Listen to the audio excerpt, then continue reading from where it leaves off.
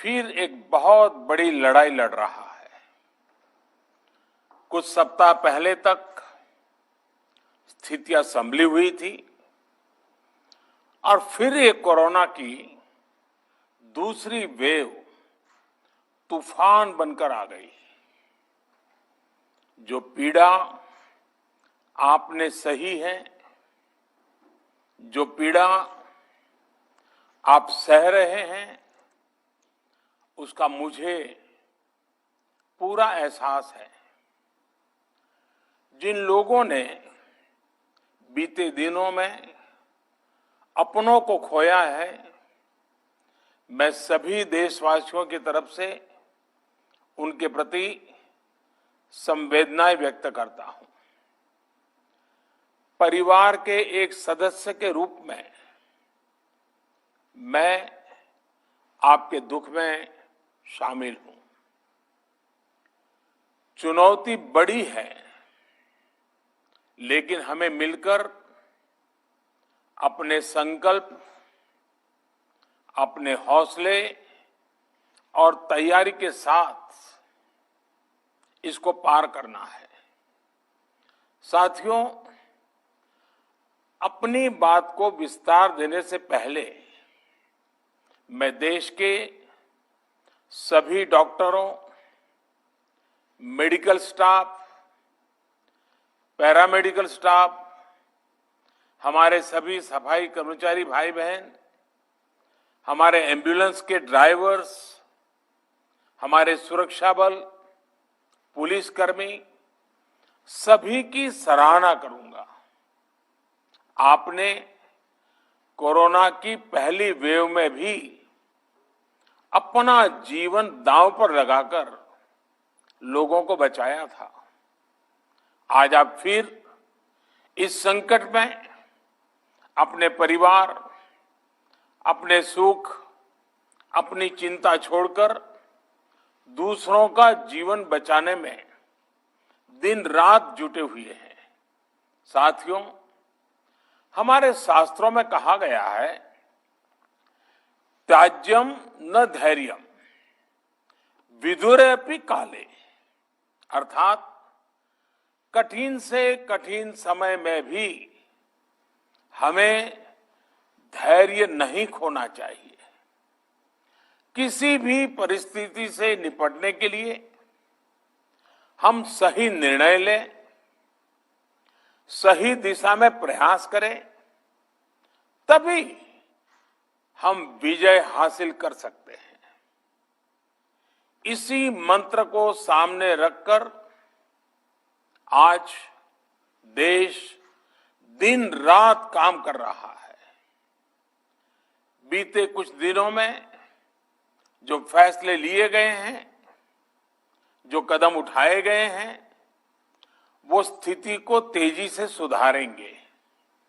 इस बार कोरोना संकट में देश के अनेक हिस्से में ऑक्सीजन की डिमांड बहुत ज्यादा बढ़ी है। इस विषय पर तेजी से और पूरी संवेदनशीलता के साथ काम किया जा रहा है। केंद्र सरकार, राज्य सरकारें, प्राइवेट सेक्टर, सभी की पूरी कोशिश है कि हर जरूरतमंद को ऑक्सीजन मिले। ऑक्सीजन प्रोडक्शन और सप्लाई को बढ़ाने के लिए भी कई स्तरों पर उपाय किए जा रहे हैं। राज्यों में नए ऑक्सीजन प्लांट्स हो, 1 लाख नए सिलेंडर पहुंचाने हो, औद्योगिक इकाइयों में इस्तेमाल हो रही ऑक्सीजन का मेडिकल इस्तेमाल हो, ऑक्सीजन रेल हो, हर प्रयास किया जा रहा है।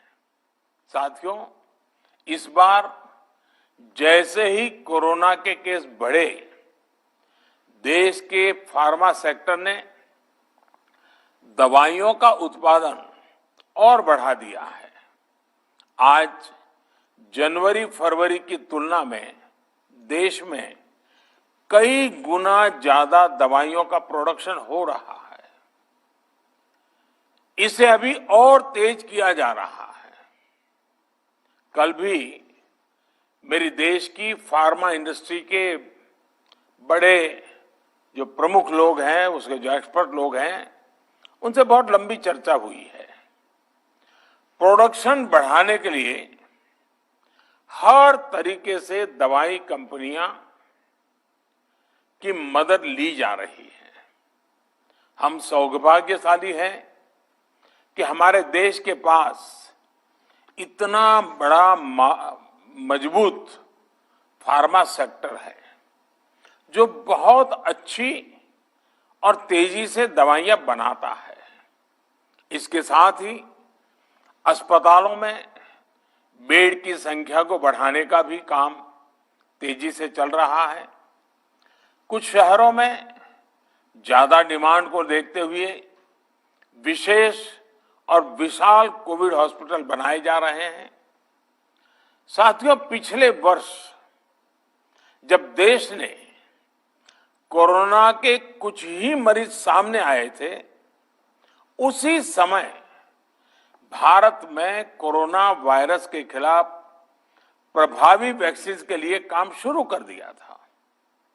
हमारे वैज्ञानिकों ने दिन रात एक करके बहुत कम समय में देशवासियों के लिए वैक्सीन विकसित की है। आज दुनिया की सबसे सस्ती वैक्सीन भारत में है। भारत की कोल्ड चेन व्यवस्था के अनुकूल वैक्सीन हमारे पास है। इस प्रयास में हमारे प्राइवेट सेक्टर ने इनोवेशन और एंटरप्राइज की भावना का बेहतरीन प्रदर्शन किया है। वैक्सीन की अप्रूवल्स और रेगुलेटरी प्रोसेसेस को फास्ट ट्रैक पर रखने के साथ ही सभी साइंटिफिक और रेगुलेटरी मदद को बढ़ाया गया है। यह एक टीम एफर्ट है जिसके कारण हमारा Bharat 2 made in India vaccine के साथ दुनिया का सबसे बड़ा टीकाकरण अभियान शुरू कर पाया। टीकाकरण के पहले चरण से ही गति के साथ ही इस बात पर जोर दिया गया कि ज्यादा से ज्यादा क्षेत्रों तक, जरूरतमंद लोगों तक वैक्सीन पहुंचे। दुनिया में सबसे तेजी से भारत में पहले 10 करोड़, फिर 11 करोड़ और अब 12 करोड़ वैक्सीन डोज दिए गए हैं। आज कोरोना से इस लड़ाई में हमें हौसला मिलता है कि हमारे health care workers, frontline corona warriors और सीनियर सिटीजन्स के एक बड़े हिस्से को वैक्सीन का लाभ मिल चुका है। साथियों, कल ही वैक्सीन को लेकर हुए एक और अहम फैसला भी हमने किया है। 1 मई के बाद से 18 वर्ष के ऊपर के किसी भी व्यक्ति को वैक्सीनेट किया जा सकेगा। अब भारत में जो वैक्सीन बनेगी उसका आधा हिस्सा सीधे राज्यों और अस्पतालों को भी मिलेगा। इस बीच गरीबों, बुजुर्गों, निम्न मध्यम वर्ग के लोग 45 वर्ष की आयु के ऊपर के व्यक्तियों के लिए केंद्र सरकार का जो वैक्सीन कार्यक्रम चल रहा है वो भी उतनी ही तेजी से जारी रहेगा। पहले की तरह ही सरकारी अस्पतालों में मुफ्त वैक्सीन मिलती रहेगी, जिसका फायदा, जैसा मैंने कहा, हमारे गरीब परिवार हो, हमारे मध्यम वर्ग, निम्न मध्यम वर्ग के परिवार हो, वो उनका लाभ उठा सकेंगे। साथियों, हम सभी का प्रयास जीवन बचाने के लिए है और जीवन बचाने के लिए तो है ही, प्रयास से भी ये है कि आर्थिक गतिविधियां और आजीविका कम से कम प्रभावित हो, प्रयास का तरीका यही रखा जाए। वैक्सीनेशन को 18 वर्ष की आयु के ऊपर के लोगों के लिए ओपन करने से शहरों में जो हमारे वर्कफोर्स है उसे तेजी से वैक्सीन उपलब्ध होगी। राज्यों और केंद्र सरकार के प्रयासों से श्रमिकों को भी तेजी से वैक्सीन मिलने लगेगी। मेरा राज्य प्रशासन से आग्रह है कि वो श्रमिकों का भरोसा जगाए रखे। उनसे आग्रह करें कि वो जहां है वहीं रहे। राज्यों द्वारा दिया गया ये भरोसा उनकी बहुत मदद करेगा कि वो जिस शहर में है वहीं पर अगले कुछ दिनों में वैक्सीन भी लगेगी और उनका काम भी बंद नहीं होगा। साथियों, पिछली बार जो परिस्थितियां थी वो अभी से काफी भिन्न थी। तब हमारे पास इस वैश्विक महामारी से लड़ने के लिए कोरोना स्पेसिफिक मेडिकल इंफ्रास्ट्रक्चर नहीं था। आप याद करिए देश की क्या स्थिति थी। कोरोना टेस्टिंग के लिए पर्याप्त लैब नहीं, पीपीई का कोई प्रोडक्शन नहीं, हमारे पास इस बीमारी के ट्रीटमेंट के लिए कोई खास जानकारी भी नहीं। लेकिन बहुत ही कम समय में हमने इन चीजों में सुधार किया।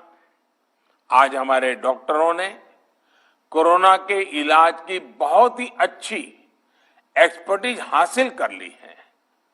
वो ज्यादा से ज्यादा जीवन बचा रहे हैं। आज हमारे पास बड़ी मात्रा में पीपीई किट्स हैं, लैब्स का बड़ा नेटवर्क है और हम लोग टेस्टिंग की सुविधा को निरंतर बढ़ा रहे हैं। साथियों, देश ने कोरोना के खिलाफ अब तक बहुत मजबूती से और बहुत धैर्य से लड़ाई लड़ी है। इसका श्रेय आप सभी को, सभी देशवासियों को ही जाता है। अनुशासन और धैर्य के साथ कोरोना से लड़ते हुए आप देश को यहां तक लाए हैं। मुझे विश्वास है जन भागीदारी की ताकत से हम कोरोना के इस तूफान को भी परास्त कर पाएंगे। आज हम अपने चारों ओर देख रहे हैं कि कैसे कई लोग, कई सामाजिक संस्थाएं जरूरतमंदों तक मदद पहुंचाने में दिन रात जुटे हैं।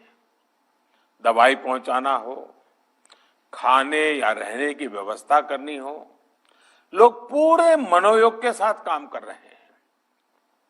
मैं इन सभी के सेवा भाव को आदरपूर्वक नमन करता हूं और देशवासियों से अपील करता हूं कि अधिक से अधिक मात्रा में इस संकट की घड़ी में देशवासी आगे आएं और जरूरतमंदों तक मदद पहुंचाएं। समाज के पुरुषार्थ और सेवा के संकल्प से ही हम ये लड़ाई जीत पाएंगे। मेरा युवा साथियों से अनुरोध है कि वो अपनी सोसाइटी में, मोहल्ले में, अपार्टमेंट्स में छोटी छोटी कमेटियां बनाकर कोविड अनुशासन पालन करवाने में मदद करें। हम ऐसा करेंगे तो सरकारों को न कभी कंटेनमेंट जोन लगाने की जरूरत पड़ेगी, न कर्फ्यू लगाने की जरूरत पड़ेगी और लॉकडाउन का तो सवाल ही नहीं उठता है, आवश्यकता ही नहीं पड़ेगी। स्वच्छता अभियान के समय देश में जागरूकता फैलाने के लिए मेरे बाल मित्रों ने बहुत मदद की थी। छोटे छोटे बालक, 5वीं, 7वीं, 8वीं, 10वीं में पढ़ने वाले, उन्होंने घर के लोगों को समझाया था, मनाया था। उन्होंने बड़ों को भी स्वच्छता का संदेश दिया था। आज मैं फिर अपने बाल मित्रों से एक बात विशेष तौर पर कहना चाहता हूं। मेरे बाल मित्र, घर में ऐसा माहौल बनाइए कि बिना काम, बिना कारण घर के लोग घर से बाहर न निकले। आपकी जीत बहुत बड़ा परिणाम ला सकती है। प्रचार माध्यमों से भी मेरी प्रार्थना है कि ऐसे संकट की घड़ी में वो लोगों को सतर्क और जागरूक करने के लिए जो प्रयास कर रहे हैं उसे और बढ़ाएं। इसके साथ ही इसके लिए भी काम करें कि डर का माहौल कम हो सके, लोग अफवाह और भ्रम में न आए। साथियों, आज की स्थिति में हमें देश को लॉकडाउन से बचाना है। मैं राज्यों से भी अनुरोध करूंगा कि वो लॉकडाउन को अंतिम विकल्प के रूप में ही इस्तेमाल करें। लॉकडाउन से बचने की भरपूर कोशिश करनी है और माइक्रो कंटेनमेंट जोन पर ही ध्यान केंद्रित करना है। हम अपनी अर्थव्यवस्था की सेहत भी सुधारेंगे और देशवासियों की सेहत का भी ध्यान रखेंगे। साथियों, आज नवरात्रि का आखिरी दिन है। कल रामनवमी है और मर्यादा पुरुषोत्तम श्री राम का हम सभी को यही संदेश है कि हम मर्यादाओं का पालन करें। कोरोना के इस संकट काल में कोरोना के बचने के जो भी उपाय है, कृपया करके उनका पालन 100% करिए। दवाई भी, कड़ाई भी, इस मंत्र को कभी भी भूलना नहीं है। ये मंत्र